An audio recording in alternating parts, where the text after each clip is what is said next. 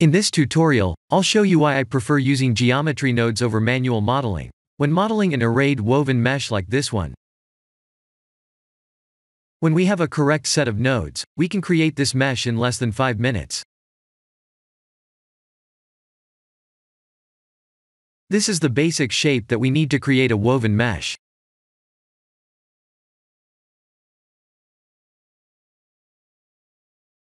Looks simple, doesn't it?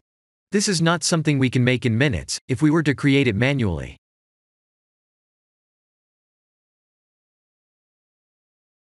I'll time compress the manual procedure by using a beveled curve point. Please don't follow along on this part, and just watch. I have compressed the time, because I failed to make the correct shape in less than 5 minutes.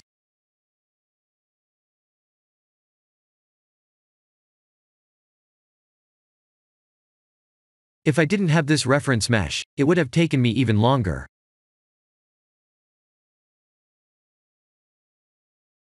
After that, I had to match the shape of the reference mesh by moving and rotating the curve points.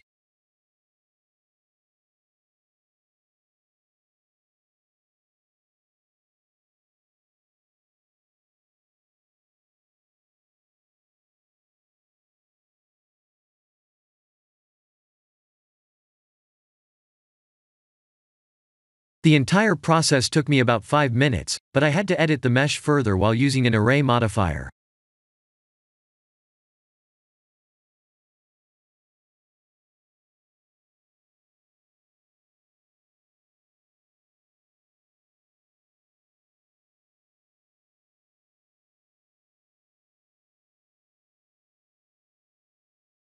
This was when I added the array modifier.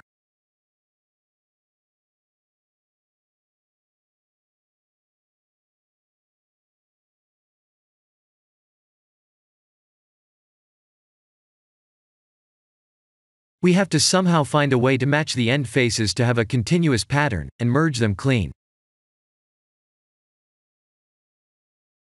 That was the most difficult part.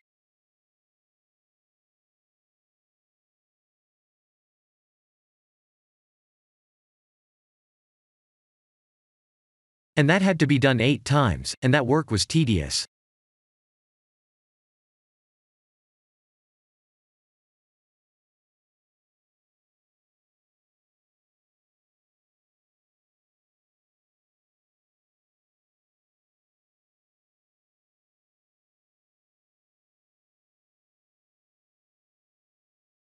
What will happen if we were to use a correct set of geometry nodes?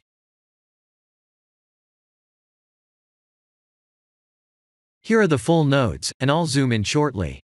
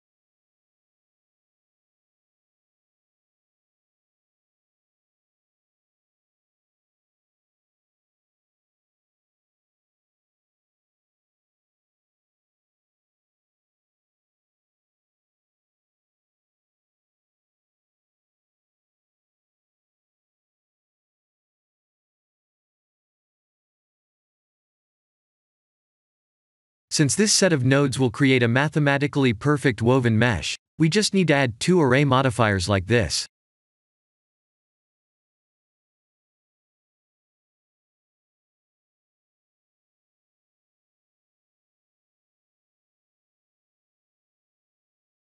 Please remember to put a checkmark on the merge option.